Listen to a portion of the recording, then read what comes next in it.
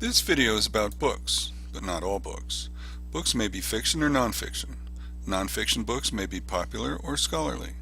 Scholarly nonfiction may be in the form of monographs, essay collections, or other types such as reference works.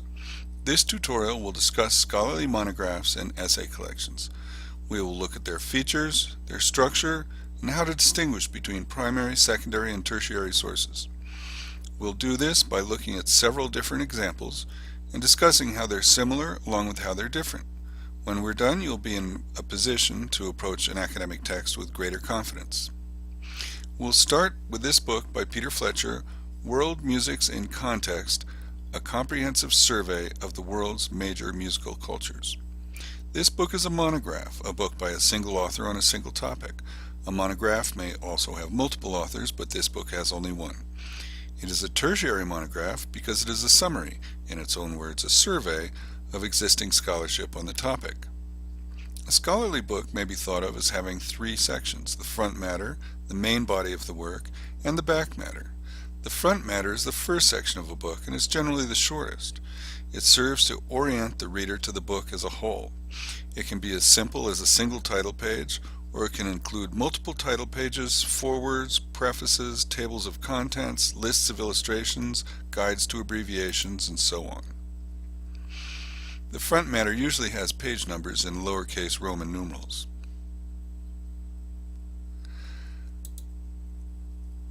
The main body of the work is the longest part of the book, and it's what we mostly think of when we think of the book. It may be divided into chapters or independent essays by one or more authors.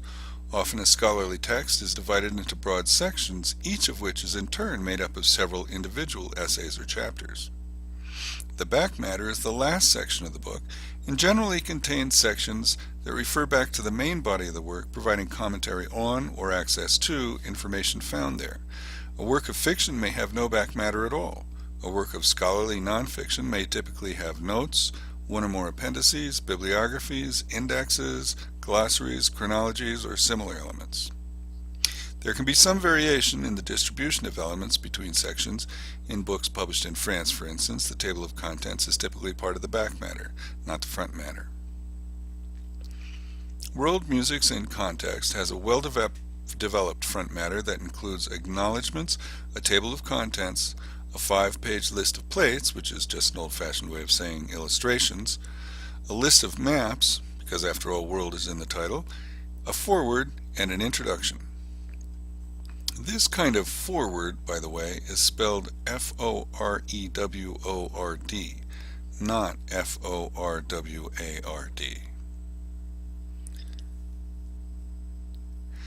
The foreword here is particularly long at 29 pages and divided into sections. It sets up the conceptual frames of reference for what is to follow and is written by an outside scholar, someone who is not the author of the book. The introduction is written by the book's author and is briefer. Though at 16 pages, it is still pretty substantial. It's more of a technical orientation to the book with information about terminology, methodology, and the book's structure. The acknowledgement section often focuses on thanking the author's family and friends for putting up with them while they were writing the book, but in some cases like this one, it also lists the names and institutional affiliations of prominent experts whose insights were helpful to the author. If you are a serious student of the topic, you should not overlook this section as a possible resource for learning more. The main body of this work is divided into 5 sections on general themes, with each section containing 3 to 5 chapters on more specific topics. The text is well supplied with references, which take the form of footnotes. References in a book like this can be in the form of in-text citations or in the form of notes. When notes are used, they can take one of 3 forms: endnotes at the end of the book, endnotes at the end of each chapter, or footnotes at the bottom of the same page where the text refers to them. Of the 3 forms, footnotes are by far the most convenient to the reader. The back matter of this book consists of 3 elements: a bibliography, credits for illustrations, and an index. The bibliography at 21 pages is particularly well developed and would serve as an excellent jumping off point for further research on the topic of the book. It includes books, journal articles, and numerous citations to articles in the first edition of the New Grove Dictionary. The credits for illustrations are mostly a publishing formality. The index, a 15-page general index with names, topics, instruments, genres, foreign terms, and so on. Many entries have sub-entries listed under them. Africa Sub-Sahara has 10 sub-entries, for example. One sign that the index was prepared carefully is that many entries are listed in more than one place. Kabuki, for instance, occurs as an entry by itself, and also as a sub-entry under Japan.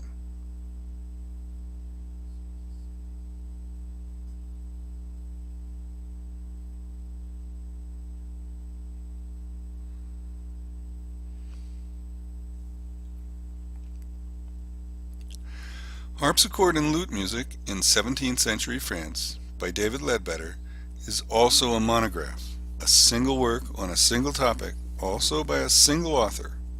But this is a secondary monograph. A secondary source is one that takes information or documents that are already known and subjects them to some kind of original discussion, interpretation, or commentary. In this case, the repertoire under discussion is well known to musicologists, but the author is attempting to argue in favor of a particular view concerning the influence of lute composers on keyboard composers. Since his argument breaks a certain amount of new ground, we cannot call it a summary of existing scholarship. Thus, it is not a tertiary monograph, but a secondary monograph. Also, you'll notice that the topic is much more narrowly defined than it is in the case of the tertiary source we just examined. This greater specificity of topic, while not always a dead giveaway, is nevertheless still a useful clue in distinguishing between a secondary and a tertiary source. The front matter of Ledbetter's book consists of a table of contents, a separate table of musical examples, a preface by the author of the book, a short note to the reader with a glossary, guide to abbreviations, and note on the system used to designate pitch, and an introduction, also by the author. The main body of the work consists of 3 chapters, with between 2 and 11 subsections within each chapter. These subsections are indexed by page number in the table of contents, which gives the reader easier access to specific key points in the author's argument. The back matter has somewhat more elements than Fletcher's book. First, we find the notes and references, 20 pages of them organized into sections according to chapter. Next, we see a 12-page bibliography of sources, divided into archival sources, both published and unpublished, plus separate sections for literature before 1800, representing sources contemporary with the subject matter, and since 1800, representing retrospective historiography on the topic. After the bibliography is a list of sources, which is essentially a second 6-page bibliography of printed and manuscript sources of music relevant to the topic. Appendix A is a concordance between lute sources and 2 important harpsichord sources. In other words, a list of pieces that can be found in versions for both harpsichord and lute, including details on where each version is found. Appendix B is a list of lute tunings, probably the most comprehensive list of lute tunings found anywhere in the literature. Finally, we come to the index, a 9-page general index of names, places, topics, and so on, with sub-entries for individual pieces under entries for their composers. Our last example of a monograph is the Old Checkbook or Book of Remembrance of the Chapel Royal from 1561 to 1744, edited by Edward Rimbaud. This work was originally published in 1872, and we have it in what is called a reprint edition, a type of edition that faithfully reproduces the contents of a previous edition, usually one that is out of print and out of copyright protection. This is a primary source monograph, an edited print of the original handwritten records of the Chapel Royal, the musical establishment of the Royal Court of England. It's an excellent source for basic information like this notice of Henry Purcell's appointment as royal organist to replace Edward Lowe in September 1682, including the fact that his appointment was made retroactive to July when he stepped in 3 days after Lowe's death. The front matter of this volume includes 2 introductions. The first is an introduction to the Da Capo reprint edition of 1966. Da Capo Press is a publisher that specializes in reprint editions of music-related texts. Then, along with the title page of the new edition, there is the title page of the original 1872 edition, along with Rimbaud's original introduction to that edition. There's also a table of contents. The main body of the work is divided into 18 sections, each of which represents the transcription of a different type of record or chronicle, with entries arranged chronologically within each section. If you didn't know this, you might search in vain in the wrong place for specific information. The back matter consists of notes and indexes. There are 61 small print pages of notes to all parts of the main body of the work, an unusually large amount of notes and the main source of commentary on the entries themselves. There follow two indexes, a 6-page index of names and a 2-page index of subjects and places. These indexes are both brief, but the existence of multiple indexes is notable in a book from the 19th century when many academic texts were not indexed at all. It is probably obvious that without at least this level of indexing, a work like this one would be a lot less valuable. So far, we've examined a tertiary monograph, a secondary monograph, and a primary monograph, looking at the front matter, the back matter, and the organization of the main body. We've seen elements like forewords, introductions, and indexes, but not always in the same arrangement. Now let's look at some essay collections. Essay is a pretty vague word that can mean a lot of things in a lot of different contexts. An essay could be a book in itself. For our purposes, we're talking about pieces of writing roughly the length of a book chapter or an article in a journal, not that that is very specific, of course, which are formal pieces of scholarly argument that can stand independently. These are generally collected into books with an editor or editors over the volume as a whole. The essays in a collection can be by the same author or by different authors. They may have been commissioned especially for the collection under examination, or they may have all been published previously in a variety of journals and other venues. There is no easy way to search the library catalog for essays. The works we will examine are not identified as essay collections by their cataloging. If you are looking specifically for collections of essays, you might try searching for a title containing the word essays. You can also look for the word Festschrift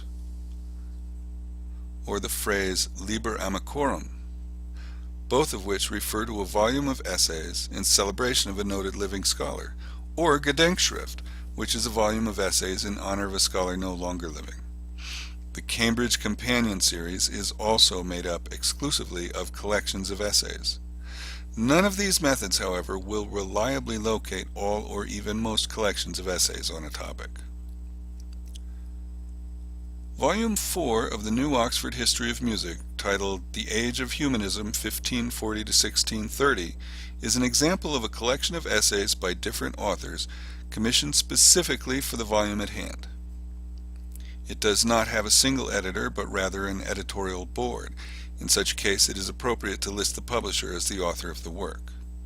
This is a tertiary collection made up of essays created as summaries of particular historical topics, as are all 11 essays in the larger collection of which it forms a part, which are intended to go together to create a history text. Published in 1968, it was meant to replace the earlier Oxford History of Music published between 1901 and 1905. The front matter of this volume is modest but fairly complete. It has a general introduction printed in all 11 volumes of the series, then the table of contents, followed by a separate table of illustrations, then a separate introduction to this volume, which sets the historical context for the essays that follow.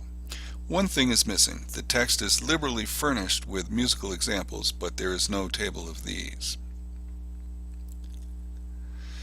The main body of this collection is made up of 15 separate essays, each on a particular topic within the broad subject area of the book. Most of the essays are by a single author. One of them is revised by a second author. One of the essays is written in sections by 5 different authors. The very detailed table of contents indexes subsections within each essay, giving the reader quicker access to specific discussions within each topic. Here the notes are in the form of footnotes on each page. The back matter of the collection is made up of a bibliography, a list of contents of a set of recordings, and an index. The bibliography is 63 pages long and extremely comprehensive, organized into sections corresponding to each essay. Essentially, it is 15 separate bibliographies, each one prepared by the author of the essay it's associated with. However, some editorial consistency has been imposed on these bibliographies since each one is divided into 2 subsections. The first for musical sources, and the second for books and articles. Here is where you would look for the secondary literature that went into the preparation of this tertiary source. The next part of the back matter is a key to the recordings on a set of vinyl LP records that was produced to accompany the book. This was a major technical and marketing innovation in its time. The final part is the index, containing names, topics, and so on. Like the bibliography, the index is unusually long and detailed, running to 66 pages. It is a little confusing to use in one way because some compositions are indexed by title alphabetically as main entries, while others are indexed by title as sub-entries under the main entries for their composers. This does illustrate the importance of understanding the organization of an index before we try to use it to find information. A different type of essay collection is represented by Music and the Culture of the Renaissance and Other Essays by Edward Lewinsky. All of the essays in this 2-volume book are by Lewinsky and were originally published elsewhere, but have been collected and edited by another scholar for republication. This is a work of secondary scholarship, as the essays all, or at least mostly, discuss sources already known to scholars but cast them in the light of Lewinsky's particular insight. The front matter of this work includes a table of contents, a table of illustrations, plus 2 forewords, and 1 introduction. The table of contents lists large sections and individual essays without mapping subsections of essays as some do. The table of contents in the first volume includes contents of both volumes, while the one in the second volume shows only the contents of the second volume. The same goes for the tables of illustrations in the 2 volumes.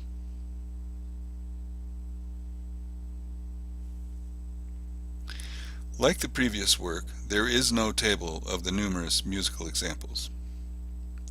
The first foreword is a longer one by Howard Mayer Brown, and the second a shorter one by Ellen T. Harris, 2 scholars who have left an important mark on musicology. Both are focused on Lewinsky and his contributions to musical scholarship. The introduction by Bonnie Blackburn also discusses Lewinsky, but is focused more narrowly on the process of collecting and editing the essays in the collection. Taken together, they provide a variety of perspectives on the material that follows. The main body of the work is divided into 8 large sections with between 3 and 8 individual essays in each section. There are a great quantity of notes, all of which are in the form of footnotes. The back matter of the volume consists of 2 indexes, an index of manuscripts cited and a general index of names, titles, and everything else. The general index is about 20 pages, but given the large format of the book, it's perhaps comparable to a 40-page index in most other volumes. One feature of the organization of the index is that titles of compositions are listed under main entries for composers, but without page numbers. The reader is meant to identify the title of a piece under the composer entry and then look up the page reference under separate entries for each composition. Oliver Strunk's Source Readings in Music History from Classical Antiquity through the Romantic Era, the last book we'll look at, is a less common but very important type of collection. The essays and excerpts by various authors in this collection may have been written first for many different purposes, including criticism or instruction, but are presented here as examples of discourse from specific historical periods as testimony to the thoughts and ideas of people in their own times. Organized as an essay collection, it is a work of primary source material. Works of this type very often have the term source readings in their title. The front matter here consists of a dedication, acknowledgments, a guide to abbreviations, a table of contents, and a foreword. Note that the table of contents does not show any of the front matter or back matter. You have to find this on your own. The foreword is relatively short at only 7 pages, and it focuses on principles of selection, editing practice, and methodology. The main body of this work is divided into 18 sections representing historical periods or contexts, with from 2 to 5 readings within each section by authors from Plato to Wagner. There are 87 readings in all. Each reading is preceded by a capsule summary of the author, and only a small handful of authors are represented by more than one reading. The index is a general index of only 14 pages. It includes names, places, a few topics. There are sub-entries under some main entries, but in all cases they are sub-entries for compositions under a main entry for a composer. Note that this reflects the primacy accorded to individual works as embodiments of musical worth in the traditional historiography. For example, there is no index entry for second practice, even though it is mentioned repeatedly in connection with Monteverdi.